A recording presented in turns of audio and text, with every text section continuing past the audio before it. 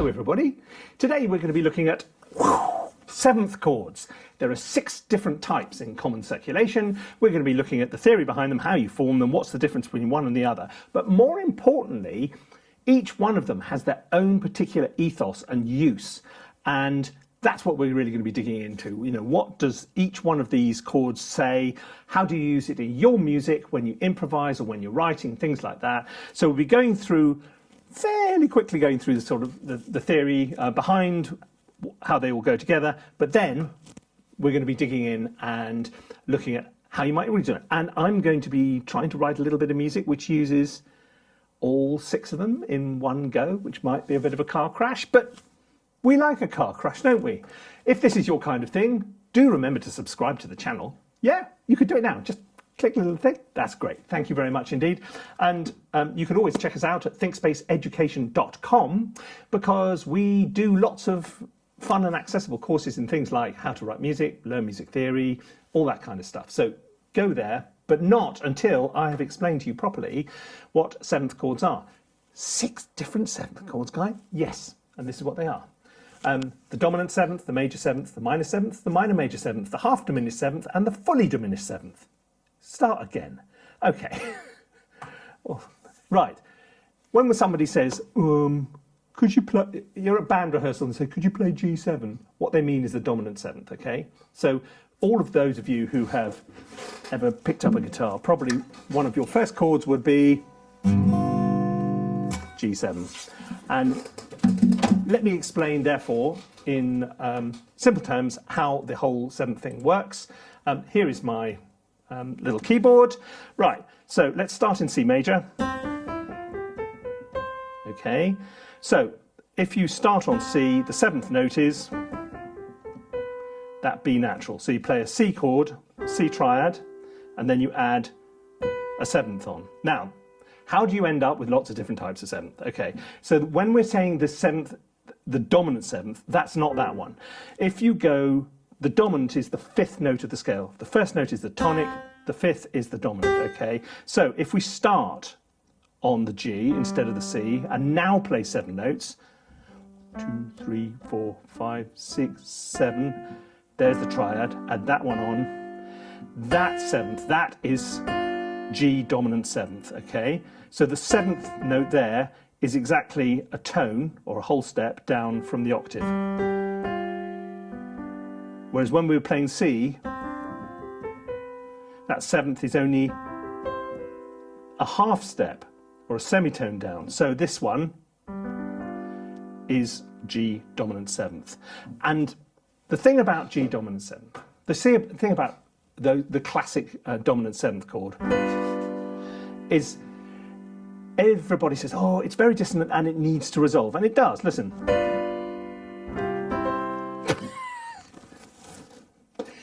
Try playing that properly, Guy. Okay, it's really pretty straightforward. It's got that kind of needing to go home type feeling. One of the most common uses for that kind of chord progression, 1-5-1 like that, particularly 1-5-7-1, is to establish what key you're in. So if you're going to go there, it naturally leads home. So it's sort of part of the sort of, you know, common language harmony that's how the whole thing works. So that's probably the 7th chord you know best of all. But what about these others? Well, each 7th chord is formed from 3 triads on top of each other. So this triad, 3 thirds on top of it, 3 intervals of a third on top of each other. There's a major third, okay? Now, if we have a major third and then we add a minor third on the top of it, you get a major triad. Now, if you add a major third on the top of that, so you've got major third, minor third, major third, you get the major 7th, that one there. So it's got, in a chord of C, it's got the 7th is a semitone or a half step down from the C. Now, this is a sort of chord which was very popular back in this sort of 60s, 70s, Michel Legrand.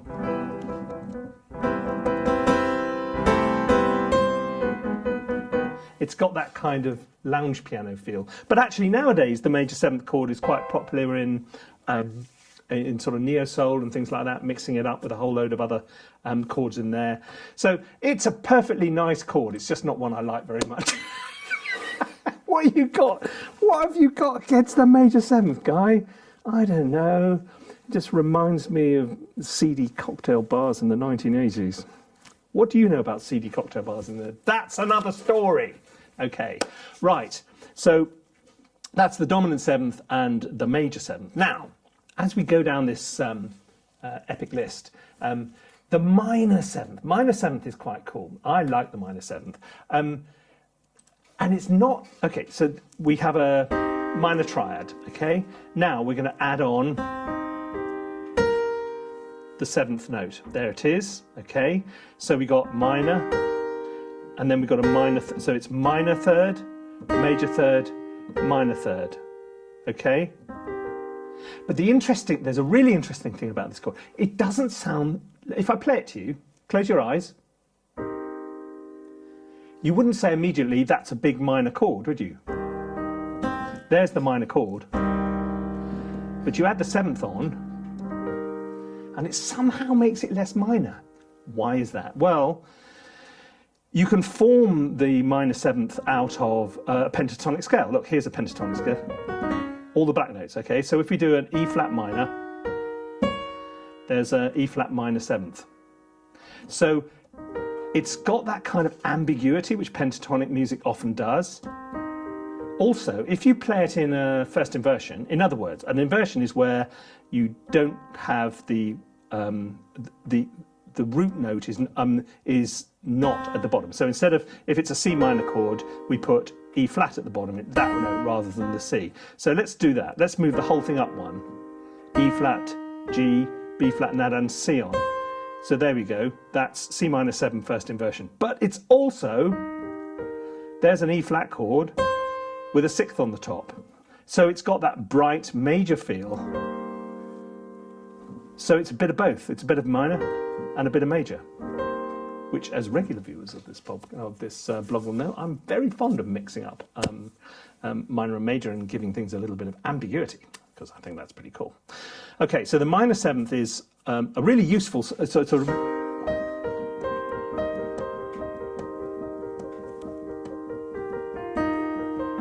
It's got that kind of tinkle to it. I like it. Yeah, that one gets the Guy seal of approval. It's all right, don't worry, you're fine, no problem at all. Right, what was my next one down here? Oh, yes, now we're getting into interesting country. This is the minor major 7th. Right, so if we take that same... Okay, so that was the minor chord with the B flat on the top. What happens if we put the 7th from the major scale on the top? Minor triad with a... Oh! Which famous movie star does this remind you of? It's the Bond chord. Listen. So it's got that wonderful kind of... It's sort of jazzy, but it's sort of, again, it's got that lovely ambiguity to it. And it does, although it is dissonant, it doesn't immediately demand to be resolved, but it does sort of say that big sort of Bondy thing, sort of, Blofeld, do you want me to talk? No, Mr. Bond, I want you to die. Okay, to quote is it Goldfinger? Yeah, I'm sure he'll remind me in the notes underneath. So, big fan of that. Big fan of that particular one. So here we go.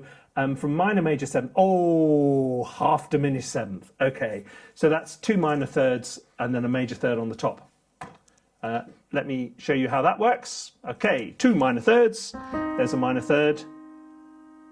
Then another minor 3rd. So you've got that diminished sound. And then the major 3rd on the top.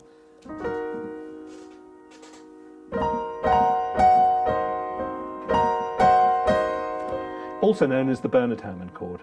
And if you're fans of the Psycho soundtrack, you will be very familiar with it. It's a great chord because it sort of undermines the tonality of what you're doing, because it doesn't immediately scream that this is a C chord, C half diminished.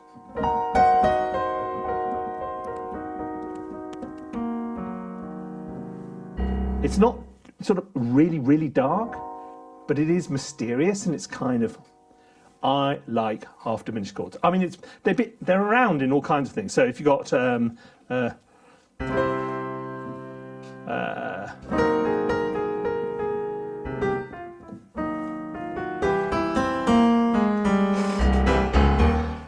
opening of Rhapsody in Blue, that's a half diminished chord in there, but very popular with good old Bernard Herrmann.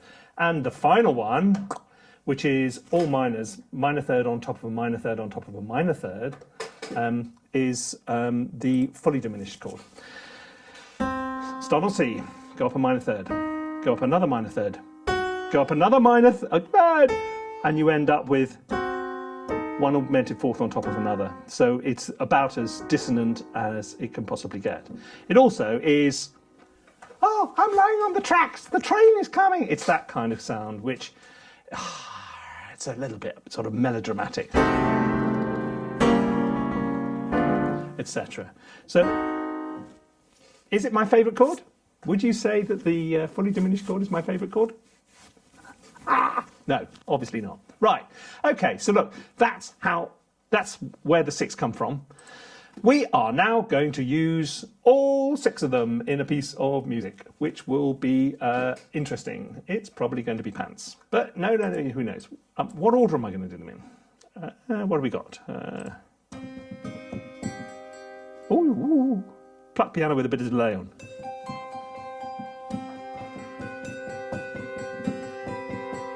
Okay, I'm going to start with major 7th.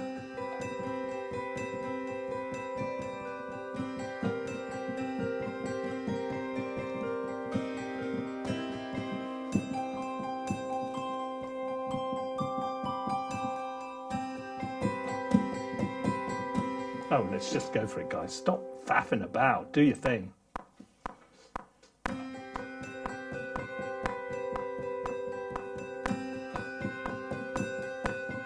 Minor 7th. No. I know what I'm going to do. Sorry, I haven't really... That's not quite right. So we're doing the major 7th first. Now to the dominant 7th.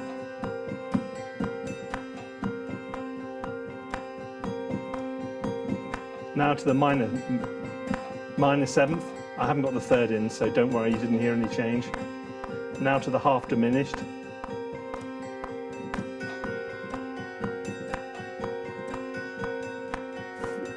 Ending up with fully diminished.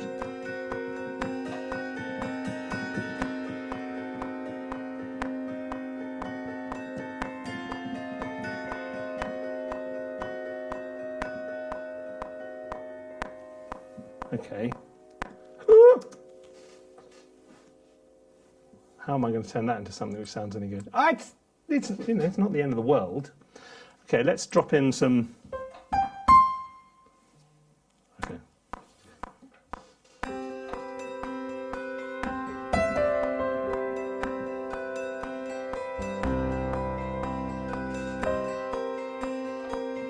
Oh no, I went to a minor chord where I was supposed to stay on the major to go to the dominant 7th.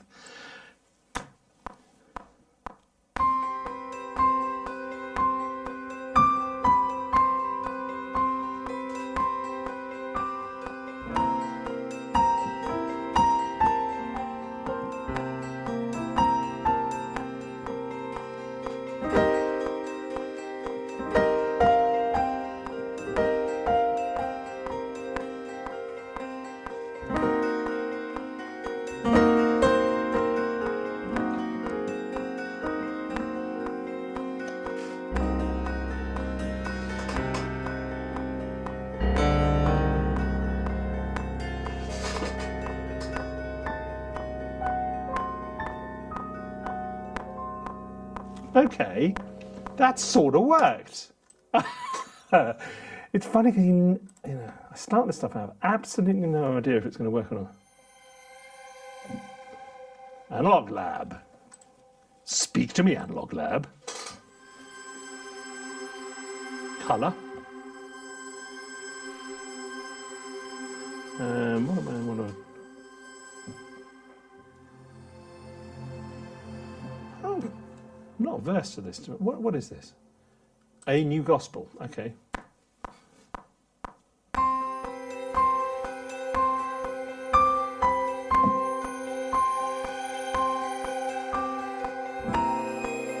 Oh, I've done it again. Don't go to the minor seventh before you've done the dominant seventh, you complete.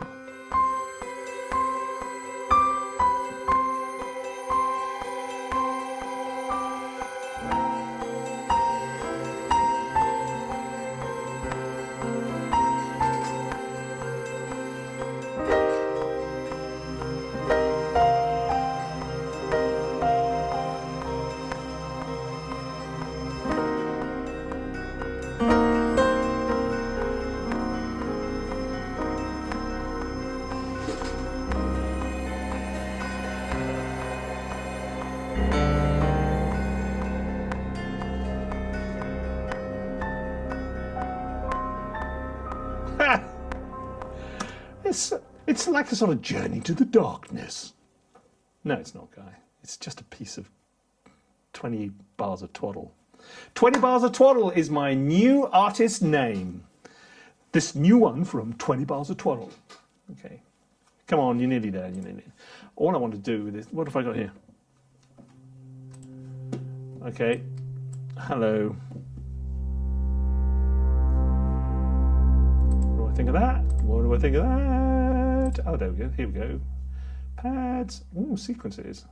Floating in space. No, it's not that kind of track. I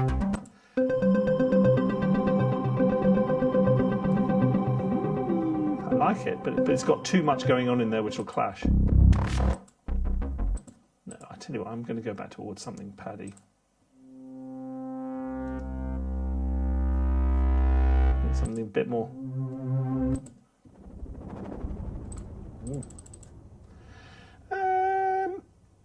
Drama pad. Okay, I'll go. No.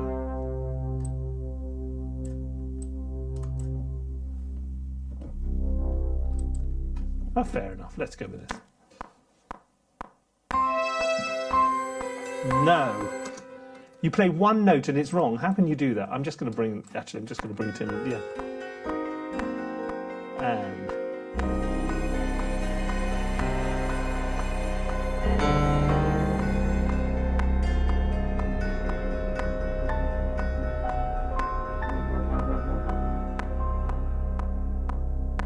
Yeah, okay. Right, performance. Here you go. So, let's count them off as we go through listening to my 7th sonata. Sorry, what a stupid thing to say. Right, here we go. Major 7th.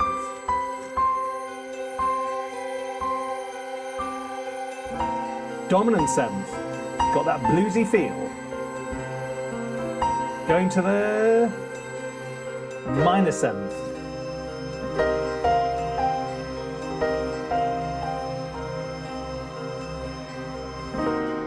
Half diminished. I left out major minor 7th. Oh no! Minor major 7th. And finally fully diminished.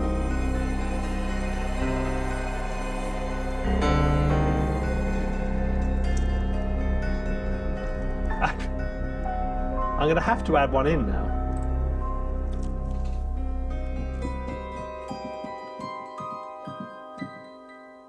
Ha! I saved the day by adding the minor major 7th right at the end. No, you didn't, Guy. You just played some stupid note at the end. You didn't save anything.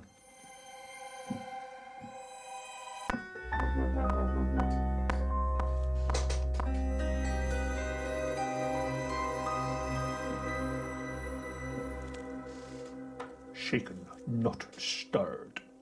There you go, that's all. You've had it now. You've had my entire 7th. I think I've talked about enough. 7th's enough, don't you think? But look, there's 6 of them. I bet most people only use 1 or 2. Go out and knock yourself out, go and have some fun. So don't sit here. What are you doing? You're sitting here watching YouTube. You should be going out and playing with your 7th chords, like a good musician, yeah? Obviously. Anyway, before you go, hit the subscribe button, please. Thanks. Well done. Oh, you have. Thank you. Very good. Ka-ching. Well done. If you've enjoyed this, you might enjoy some of the courses we do. We do Learn Music Theory, How to Write Music. We do everything from really short courses right up to MFAs, MAs, postgraduate degrees, all kinds of stuff. And here is a trailer for one of them. See you soon. I mean, that's part of the joy of being a composer. I think that's one of the things where clients are more worried about, because a director can understand camera lenses or, lighting techniques or something like that, but music is so subjective that it can be sometimes hard to let someone else come in and sort of interpret things in a way that you can't prescribe to them. You can go to all these libraries there that have all these slams and rises and effects and all this kind of stuff, and you can create a trailer track based on a load of them. The difficulty is that you'll just sound like everyone else. Yeah. There will be nothing in that grabs people here.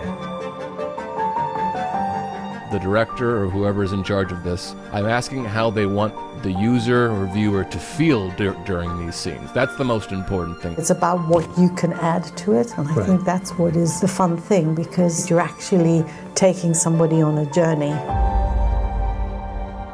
Customs now are quite a big thing in the trailer music world. The editors want exclusivity. They want it to be fresh, brand new. If you can get in the room with people, I think it's hugely helpful. And I think that applies across the board, whether you're working with another composer, producers on television or direct. If you can actually meet people and kind of put your personality across, that's your music as well. You're sort of selling yourself at the same time as, the music is part of that.